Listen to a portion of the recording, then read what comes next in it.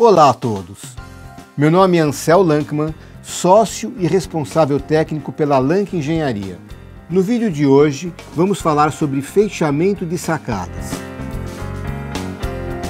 Quando falamos em fechamento de sacadas, precisamos entender qual o objetivo do morador ao propor esse tipo de obra. Normalmente, ele quer, primeiro, dar um outro destino para a sacada, transformar aquela área numa área de uma utilização diferente, como, por exemplo, um espaço gourmet, que está muito em moda, ou um ateliê, ou uma sala de trabalho, enfim, algum objetivo diferente.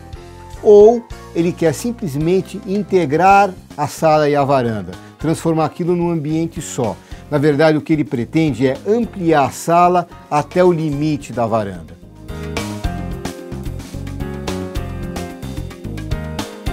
O primeiro desses problemas que o síndico deve se preocupar é com relação ao aspecto legal.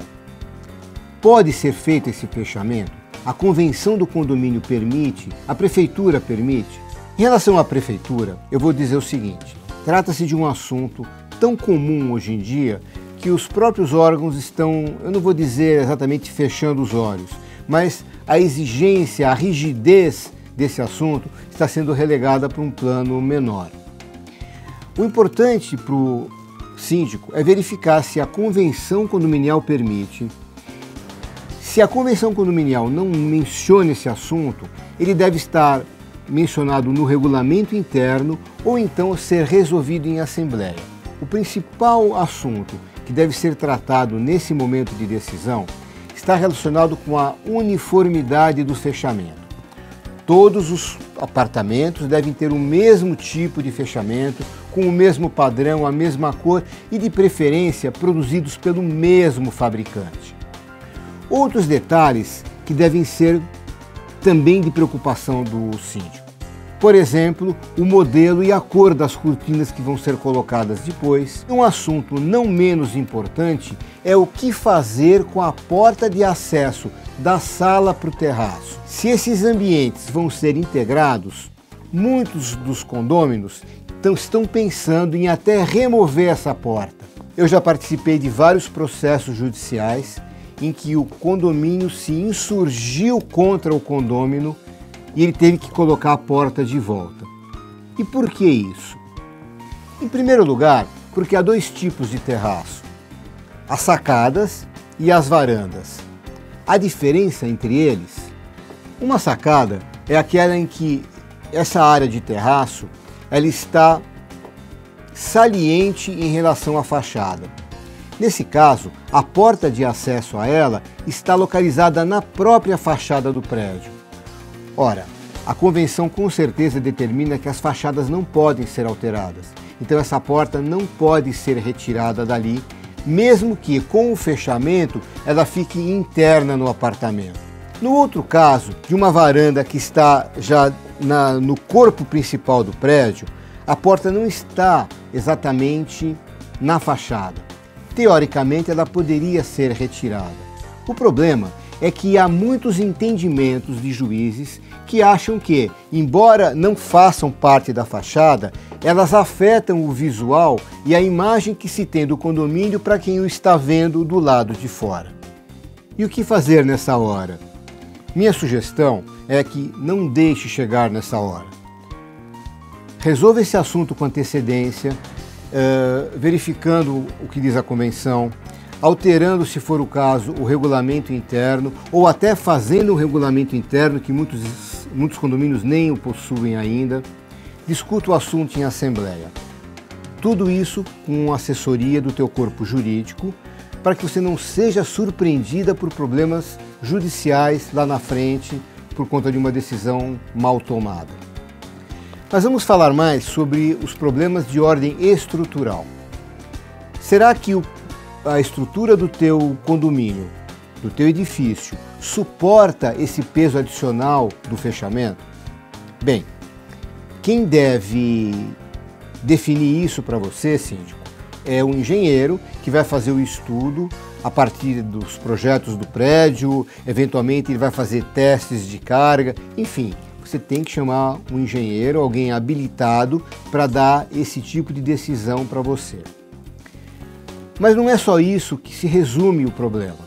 Tá? Definido que o edifício suporta aquele peso adicional. Definido que aquele peso adicional é uniforme para todos os apartamentos e que não há problemas de ordem jurídica, vamos dizer assim. Qual deve ser a atitude do síndico posteriormente a isso tudo? Ele tem um papel importante, sim. E qual é esse papel?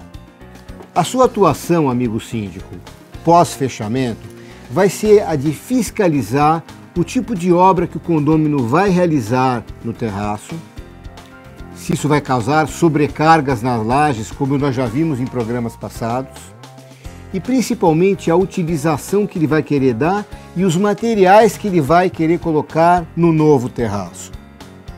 O primeiro dos problemas é a questão do enchimento do piso. Não vamos esquecer que o primeiro objetivo do condômino é igualar, é integrar o terraço à sala. Então, muito provavelmente, ele vai querer deixar tudo num nível só.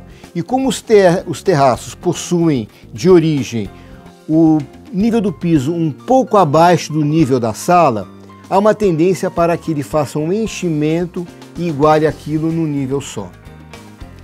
Esse enchimento deve ser feito obrigatoriamente com material leve. Argila expandida é o mais utilizado. E se evitar a execução de piso sobre piso, como eu já expliquei também em outro programa. Deve ser retirado o piso original, feito um enchimento com um material leve, que a argila expandida, como eu já disse, é um material muito adequado para isso, e fazer um novo piso. Essa foto que você está vendo mostra um terraço onde o piso foi realmente nivelado com o piso da sala. Foi uma obra que eu fiscalizei e foi feito exatamente como nós falamos, com a utilização de materiais extremamente leves, que não houve problema de sobrecarga adicional proibitiva nenhuma nessa laje. Além disso, você deve se preocupar muito com os materiais que estão chegando para aquela unidade. Se há móveis maciços extremamente pesados e principalmente vasos com plantas. Vasos, amigo síndico, é um problema sério, porque a terra representa um peso adicional numa área muito reduzida. Isso pode realmente te criar problemas.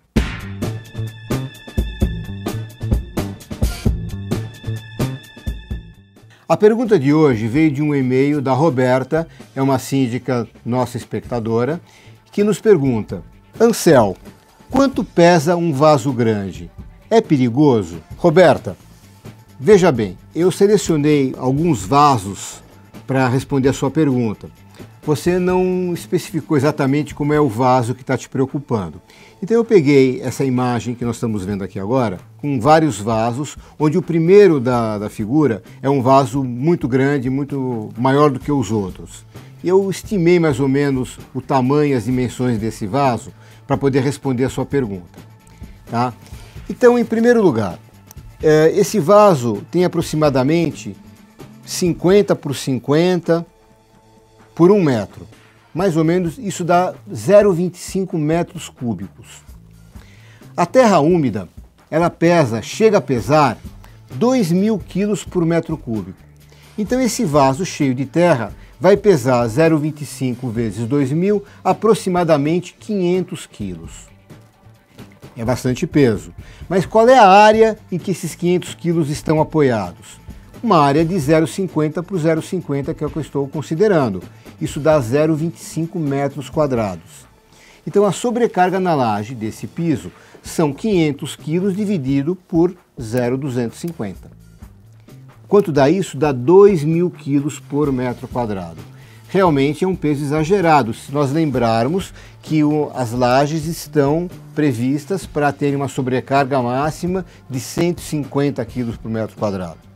Então meu conselho é, Roberta, não permita que esse vaso seja colocado, vasos dessas dimensões assim, vasos pequenos e, como eu aconselhei uma vez já, sempre próximos dos apoios da laje, ou seja, longe da extremidade do terraço, mas não vasos deste porte.